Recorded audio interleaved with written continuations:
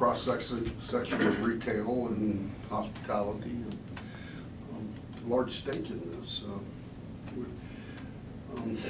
Has the idea of delaying these caps for a couple of years, has that gained momentum, or what do you hear from Washington? What I've heard, the most recent that I've heard, is that they're still short of the 60 votes that they need to get the amendment passed, the Tester amendment passed. Whether or not there's sentiment closing in on that, I don't know at this point.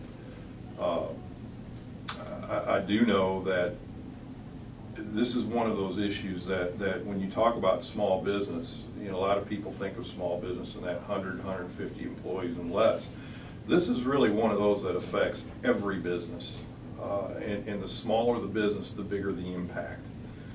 When you talk about, and I've been doing some research on my own from within our membership, and the percentage of transactions that are debit card only transactions are significantly higher than what I thought they were. Industry research, retail industry research says about 29% of all transactions are debit.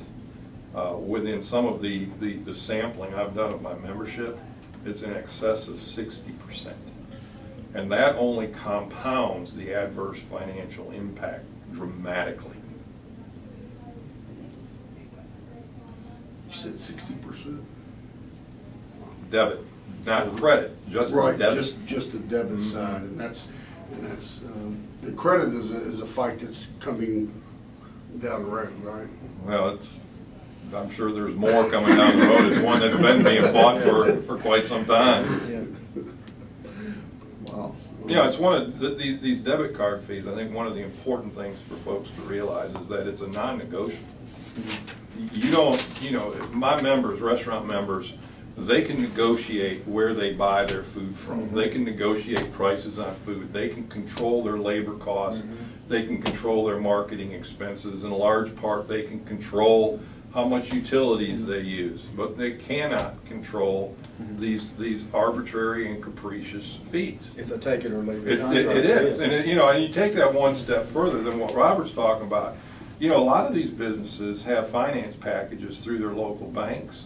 And they make those finance packages contingent upon using their credit debit card services. You're talking about like revolving credit and yeah, I mean whatever credit arrangement that business might have, and I'm not saying it's across the board, but oftentimes they're tied. They don't even have a chance to go shop their credit card processing, debit card processing, because the bank's making it contingent, their financing contingent upon using their plastic rails. And the same thing, just like with our membership, again, you can't, this is one area they can't negotiate with. They can negotiate with other vendors, but you can't negotiate. And, you know, the thing is, when you look at numbers, what you see in the petroleum and convenience store industry, in terms of the swipe fees or using debit or credit cards, like pay at the pump. You know, when's the last time one of y'all went inside and paid cash for gasoline? It's convenience for the consumer. And so what you see in a rural area, you don't have as many people using a debit or credit card at the pump. But when you get into a more populated area, you see more and more and more. You know, there's probably some locations that are in the 90% range on fuel sales or better in a populated area, as opposed to a rural area where people use a debit or a credit card to purchase their fuel. You know, and the issue you have from the fuel standpoint is there are times that quite possibly the interchange fees they make more money on the insurance fees than the retail does on the sale of the fuel. You know, and so you know it's a huge thing for everyone. And you know, the thing is we understand. You know our membership are businessmen and women. We understand commerce, but you know. But we also has to be a level playing field in this one particular area. And, you know, we understand covering your expenses, but all indications it's a profit center, obviously, for everybody. If you call 16 billion a profit center, then I would agree. Yeah. And it started out, somehow I was reading a very lengthy article the other day that it started out as, and still is, an issue involving the big banks, but somehow it's been, I don't know if spin's the right word, but filtered down to where it's become the small banks, and that they're the ones that are stand to lose the most. And it's a way that I guess that the issue has been, you can portray it. I'm not sure that that's an accurate spin, because my understanding is banks with 10 billion or less in assets are exempt. Well, and as I understand it too, though, that if you wanted to continue to, the leverage is on the side of the banks. What are you, if you have a quick stop, you want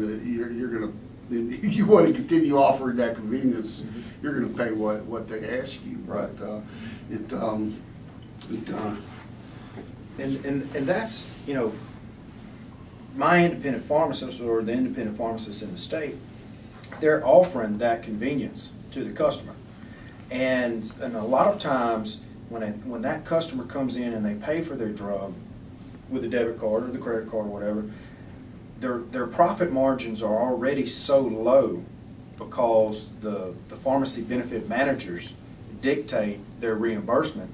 Then when they have to pay these exorbitant fees, sometimes there's not a profit, and sometimes they even lose money on the actual sale. So that's what we see in our industry. And I think that's across the Across board the board. in all Exactly. the retail. The smaller the transaction, the less likely you are to make any profit off of that. Just use our industry, and the press release talks about, you know, the average restaurant in the state of Mississippi generates $750,000 in sales and operates on a 4% profit margin.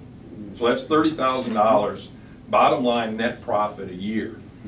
So when you start talking about a $6 transaction that they may make a quarter or 30 cents on, and 44 cents of that goes to a debit card swipe fee, everything that they're making is gone because of the one swipe fee. Now, conversely, if you're at a high-end restaurant and you have a $100 guest check, you know, 30 cents, 40 cents, 44 cents might be a little bit easier to. It's still a lot of dollars at the end of the day, but it doesn't take up your entire profit margin. And when you look at the preponderance of really truly small businesses in the state, it's crippling them. And then folks wonder, well, why is it that small businesses are so apt to fail? Well, the deck is pretty much stacked against them from the beginning. Exactly. It goes back, you have no negotiating Right. power or ability. Right. Now here's an interesting way to look at it. I think everybody in this room can agree that the number of debit card transactions in the entire retail spectrum has increased dramatically in the last 5 years. Would everybody agree to that? That's an If understatement. it's a market-driven commodity, why wouldn't the cost of debit card transactions decrease as the volume of transactions increased? And every other business model, you know, grocery stores, you know, high volume, very narrow margins. So why doesn't that same phenomenon hold true for debit card transactions? In fact, it's entirely the opposite.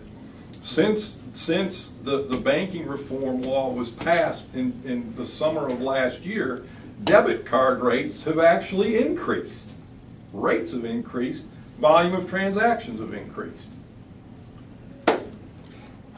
In the story I read, the man had a small coffee shop and he had some bananas on the counter. Just take the bananas, don't pay for Yeah, them. yeah. You know, it's, I was at a conference in D.C. 2 weeks ago and actually had some restaurateurs from throughout the country say, we would rather go back to taking paper checks, the old-fashioned paper checks, incur all the risk of bad checks because financially we come out ahead in absorbing the lost income from bad checks versus the debit card fees and the guaranteed revenue. Or have an ATM machine in your location. Right. Wherever. Yeah,